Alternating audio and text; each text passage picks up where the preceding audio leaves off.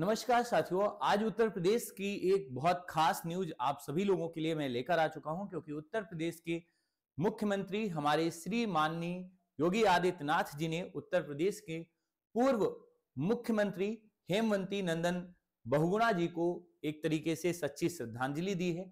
जो उत्तर प्रदेश के साथियों भूतपूर्व मुख्यमंत्री थे, साथ में देश के वित्त मंत्री और कई बार भारत के साथियों सांसद भी रह चुके थे। इनको याद करते हुए आज आप सभी लोग भी अगर उत्तर प्रदेश से जुड़े हुए हैं तो इनके बारे में कुछ विशेष चीजें जरूर जान लें, क्योंकि आपके एग्जाम से रिलेटेड इनके बारे में बहुत सारे क्वेश्चंस आते हैं। उत्तर प्रदेश के मुख्यमंत्री श्री योगी आदित्यनाथ जी ने पूर्व मुख्यमंत्री हेमवती नंदन बहुगुणा को याद किया और उन्हें पुष्पांजलि अर्जित की है। हमारे सामने आप सभी लोगों को ये हेमवती नंदन बहुगुणा जी हैं। इनकी बेटी का नाम आप सभी लोग जानते हैं, रीता बहुगुणा जोशी है, जो इस समय उत्तर प्रदेश साथियों एक तरीके से योगी जो सरकार है, उत्तर प्रदेश की कैबिनेट है, उसके साथ साथियों जुड़ी हुई भी हैं। हम इनके बारे में जरा कुछ बेसिक से लेकर इंपॉर्टेंट फैक्ट हैं जो याद कर लें तो पेपर में आपके इनसे जुड़े हुए क्वेश्चंस बिल्कुल क्लियर हो जाएंगे। यूपी की अगर आप एक तरीके से परीक्षाओं में एनरोल हो रहे हैं, यूपी की परीक्षाओं को अगर आप दे रहे हैं, तो ऐसे करंट अफेयर्स के जो क्वेश्चंस आते हैं, ऐसे करंट अफेयर्स के जो न्यूज आर्टिकल्स होते हैं, इनको आप जरूर कवर कर लें। हमारे यूपी के मुख्यमंत्री ने इस मौके पर उनके साथ सरकार की मंत्री रीता बहुगुणा जोशी सहित कैबिनेट के कई मंत्री थे, जिन्होंने साथियों एक तरीके से श्रद्धांजलि दी। मुख्यमंत्री योगी आदित्यनाथ ने इस मौके पर प्रदेश के लिए उनके योगदान और आजादी की लड़ाई में निभाई गई उनकी भूमिका को भी याद किया। अब देखो, इसमें कई सारे क्वेश्चन छुपे हुए हैं। एक तो जो हमारे बहुगुणा साहब थे, उन्होंने आजादी के समय जेल में रह करके, भारत छोड़ो आंदोलन के समय जेल में बंद थे। कई सारे ऐसे मोमेंट आए जब आप सभी लोग इनके बारे में अच्छे से क्लियर करोगे। तो कुछ क्वेश्चंस हैं, कुछ चीजें हैं जो आप सभी लोगों को विशेषता याद रखनी होगी। हेमवती नंदन बहुगुणा जी जो हैं, इनके बारे में आप याद रखना कि उत्तर प्रदेश के साथियों ये मुख्यमंत्री कब से रहे, तो 8 नवंबर 1973 से लेकर के 30 नवंबर 1975। कार्यकाल बहुत छोटा है, परंतु आप सभी लोग इनके बारे में जरूर याद रखना। हेमवती नंदन बहुगुणा साहब जो हैं, इनका 500 रुपए का एक डाक टिकट भी था। 2018 में गवर्नमेंट ने इसे रिलीज किया था। ये आप सभी लोग याद रखना। अगर आपसे कोई पूछे कि ये टिकट कब जारी किया गया, 2018 में साथियों ये डाक टिकट 500 रुपए का एक तरीके से इनके नाम का जारी किया गया था। हेमवती नंदन बहुगुणा जी के नाम पर 2018 का ये डाक टिकट भी आपको याद रखना चाहिए। इनके बारे में साथियों जो राजनीतिक सफर रहा, जो इनके बारे में एक तरीके से इनके कार्य रहे, जिनके कारण हम इनको याद करते हैं, उनको समझेंगे। लेकिन उसके पहले एक बार इनका बैकग्राउंड जो है, इनको जरा समझ लेते हैं, फिर आते हैं हम चुनावी इतिहास पर, जहां से इनके ऊपर क्वेश्चन बनते हैं। सबसे पहले याद रखना, इनका जन्म 25 अप्रैल 1919 को बुघाड़ी, जो कि उत्तराखंड में आज पड़ता है, गढ़वाल क्षेत्र में उत्तराखंड में पड़ता है, एक गढ़वाड़ी ब्राह्मण परिवार में साथियों हुआ था। बाद में इनका परिवार उत्तर प्रदेश के इलाहाबाद साथियों चला आया था। 1988 में बहुगुणा जी बीमार हो गए और इनको अमेरिका जाना पड़ा अपना इलाज कराने के लिए। कोरोनरी बाईपास सर्जरी के लिए अमेरिका गए और वहीं पर साथियों सर्जरी असफल होने की वजह से 17 मार्च 1989 को क्लीवलैंड, ये अमेरिका में एक जगह पड़ती, वहीं के एक अस्पताल में इनका साथियों निधन हो गया। और इस तरीके से 1989 के वर्ष में इन्होंने एक तरीके से भारत, यानी आप कह सकते हो अपने शरीर को त्याग दिया। इनका चुनावी सफर बहुत लंबा रहा। 1971 में इलाहाबाद से कांग्रेस के सदस्य के रूप में ये लोकसभा के लिए चुने गए। 1977 में जनता पार्टी के समर्थन से कांग्रेस फॉर डेमोक्रेसी के सदस्य के रूप में लखनऊ से लोकसभा के लिए चुने गए। एक्चुअल में ऐसा हो चुका था कि जब 1975 में इमरजेंसी लगाई गई, तो उसी समय इंदिरा गांधी जी एक तरीके से जब ये मुख्यमंत्री थे तो इन पर प्रेशर डालती हैं कि आप कुर्सी को छोड़ दीजिए। 1975 इमरजेंसी के टाइम पर इनसे इनकी उत्तर प्रदेश की मुख्यमंत्री की कुर्सी को जबरदस्ती छीन लिया गया, जिससे ये काफी नाराज थे। जब 1977 में इमरजेंसी को हटाकर चुनाव कराए गए, तो ये फिर जनता दल जो थी उसके सहयोगी लोक घटक दल में शामिल हो गए और इस तरीके से कांग्रेस के ये विरोधी हो गए। और 1977 में जनता पार्टी के समर्थन से कांग्रेस फॉर डेमोक्रेसी के सदस्य के रूप में लखनऊ से लोकसभा सांसद के रूप में चुने गए थे।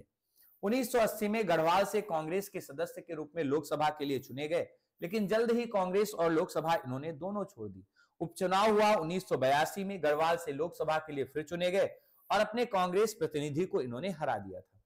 1984 में इंदिरा गांधी जी की जब डेथ हुई तो फिर से लोकसभा चुनाव में इलाहाबाद से अमिताभ बच्चन के खिलाफ चुनाव लड़े थे और ये चुनाव उस समय साथियों हार गए थे। तो इस तरीके से ये इनका पॉलिटिकल यानी राजनीतिक कैरियर था, जिसको आप सभी लोग पढ़ रहे थे। इनके बारे में जो ये जानकारियां मैंने आपको बताई हैं, ये एक्चुअल में सारी की सारी और इनके बारे में पूरी जो इनकी अच्छी और कह सकते हो कि विशेष चीजें हैं, वो इनकी बेटी रीता बहुगुणा जोशी जी जो हैं, इन्होंने एक किताब अपनी लिखी है, हेमवंती नंदन बहुगुणा भारतीय जन चेतना के संवाहक। ये एक किताब है जो आप सभी लोगों के सामने लिखी हुई है कि पुस्तक है हेमवंती नंदन बहुगुणा, जो मुख्यमंत्री हमारे भारत के पहले उत्तर प्रदेश के पहले रह चुके हैं, भारतीय जन चेतना के संवाहक। साथियों उनके नाम पर रीता बहुगुणा जोशी ने एक किताब लिखी और डॉक्टर राम नरेश त्रिपाठी जो हैं उन्होंने भी इसमें सहयोग किया था। अब हम बात करेंगे रीता बहुगुणा जोशी जी का योगदान क्या था, इन्होंने क्या योगदान दिया है। ध्यान रखना, जो हमारे साथियों हेमवंती नंदन बहुगुणा जी थे, इनका योगदान क्या था, जिसके कारण आज उत्तर प्रदेश के मुख्यमंत्री योगी आदित्यनाथ जी ने एक लाइन कही थी कि इन्होंने आजादी यानी स्वतंत्रता के संग्राम में बहुत बड़ा रोल प्ले किया था। तो सबसे पहले हमारे देश को 15 अगस्त 1947 को आजादी मिली, उससे पहले इनके योगदान को देख लेते हैं और फिर बाद में देख लेते हैं। तो सबसे पहले आजादी के पहले इन्होंने क्या क्या काम किए उसको जरा देख लिए। स्वतंत्रता से पहले, तो स्वतंत्रता से पहले आप सभी लोग याद रखना, इन्होंने पौड़ी शहर के डीएवी स्कूल और मेस मोर इंटर कॉलेज से पढ़ाई की। इन्होंने पीढ़ी से 10वीं पास की और 1937 में इलाहाबाद के गवर्नमेंट इंटर कॉलेज में साथियों विज्ञान स्नातक की डिग्री ली। 1946 में कला और ध्यान रखना एक तरीके से साहित्य के क्षेत्र में कला की डिग्री प्राप्त करी। जेल में साथियों 1942 से 1946 के दौरान, ये भारत छोड़ो आंदोलन के दौरान साथियों बंद हो गए थे, क्योंकि उस समय अंग्रेजों ने ऑपरेशन जीरो आवर के तहत जितने भी बड़े राजनीतिक नेता थे उन सभी को बंद कर दिया था, तो इनको भी जाना पड़ा। हमारा देश जब आजाद हो गया तो केंद्रीय मंत्रिमंडल का गठन किया गया था और केंद्रीय मंत्रिमंडल में साथियों आप सभी जानते हैं उस समय की जवाहरलाल नेहरू सरकार ने इनको मौका नहीं दिया। 1971 में इन्हें साथियों सरकार में शामिल होने का मौका मिला और केंद्रीय मंत्रिमंडल में इन्हें संचार राज्य मंत्री का पद दिया गया। आगे चल करके इन्होंने 1979 में कुछ दिन के लिए ही वित्त मंत्रालय का भी पद संभाला है, यानी ये वित्त मंत्री भी रहे। जब मोरारजी जी की सरकार थी तो कुछ समय के लिए साथियों याद रखना इनको वित्त मंत्रालय भी दिया गया था। इसके बाद 1973 से 75 के बीच में उत्तर प्रदेश के मुख्यमंत्री भी रहे। 1973 में उन्हें भारत के सबसे अधिक आबादी वाले राज्य उत्तर प्रदेश का मुख्यमंत्री नियुक्त किया गया। हालांकि उनका कार्यकाल जो है वो ज्यादा बड़ा नहीं था, बहुत छोटा था। 1975 में प्रधानमंत्री इंदिरा गांधी उन्हें इस्तीफा देने के लिए मजबूर कर देती हैं और उसकी वजह सिर्फ एक थी, क्योंकि इमरजेंसी लग चुकी थी। तो ये आप सभी लोगों को याद रखना था। क्लियर है?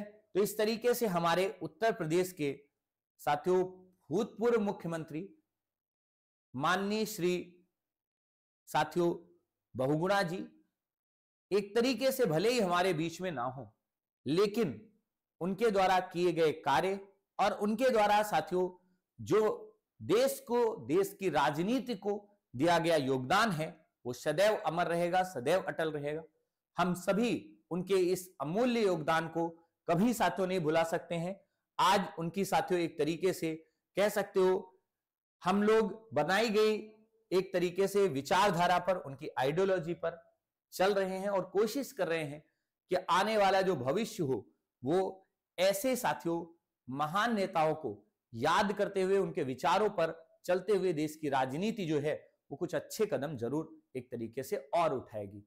तो इसी के साथ आप सभी लोगों को बहुत बहुत धन्यवाद। Thank you so much. अगर आप हमारे चैनल पर नए हैं, पहली बार जुड़ रहे हैं, तो आप सभी लोग चैनल को जरूर सब्सक्राइब कर लीजिएगा और वीडियो को लाइक करिएगा। Thank you so much. जय हिंद एंड गॉड ब्लेस यू।